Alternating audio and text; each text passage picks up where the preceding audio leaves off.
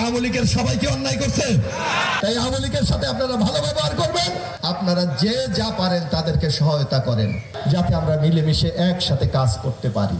বাংলাদেশ জাতীয়তাবাদী যুবদলের প্রতিষ্ঠাবার্ষিকী উপলক্ষে পটুয়াখালী কলাপাড়ায় যুব সমাবেশ অনুষ্ঠানে ব্যতিক্রমী এক বক্তব্য দিলেন বিএনপির কেন্দ্রীয় কমিটির প্রশিক্ষণ বিষয়ক সম্পাদক আলহাজ এবিএম মোশাররফ হোসেন। এ সময় তিনি বলেন, আওয়ামী লীগের সবাই কি খারাপ? যারা খারাপ কাজ করেছে তারা পালিয়েছে।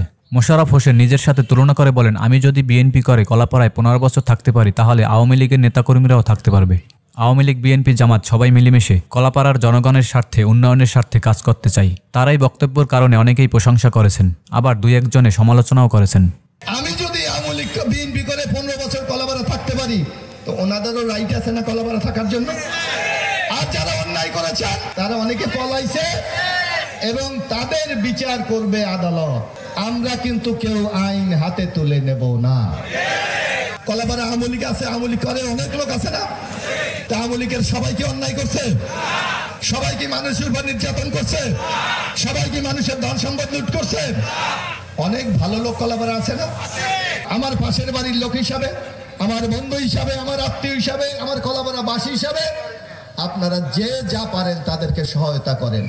কারণ বিপদের সময় মানুষ সহায়তা করা, পাশে গিয়ে দাঁড়ানো সবচেয়ে বড় ইমানের লক্ষণ।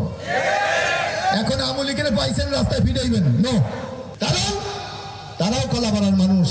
একটা আদর্শ বিশ্বাস করলে যদি মার খায়, কাল যদি আমরা আবার ক্ষমতার বাইরে যাই, আমরা তো মার খাবো। এই কলাপাড়া আমরা চাই না। আমরা আওয়ামী লীগ, বিএনপি, জাতীয় পার্টি, জামাত, চরমনাই সবাই মিলে আমরা ঐক্যবদ্ধভাবে বসবাস করতে চাই। লক্ষ্য একটাই, কলাপাড়ার উন্নয়ন করা। লক্ষ্য একটাই, কলাপাড়াকে ভালো রাখা। লক্ষ্য একটাই, যাতে আমরা মিলেমিশে একসাথে কাজ করতে পারি। কি ঠিক আছে? তাই আওয়ামী লীগের সাথে আপনারা ভালো ব্যবহার করবেন, আর তাদের প্রতিও আমাদের আহ্বান থাকবে। নিশ্চয়ই তারাও কলাপাড়াকে ভালোবাসে। কি বাসে না আওয়ামী লীগের লোকজন? তারাও কলাপাড়ার উন্নতি চায়। আমরাও আপনাদেরকে আমাদের পাশে চাই আগামী, কারণ আওয়ামী লীগ নাই বাংলাদেশে। আপনাদেরকে আমরা আবেদন জানাতে চাই, আগামী দিনের কলাপাড়া উন্নয়নের জন্য, কলাপাড়া মানুষের ভাগ্য পরিবর্তন করার জন্য আপনাদেরকেও আমরা পাশে চাই।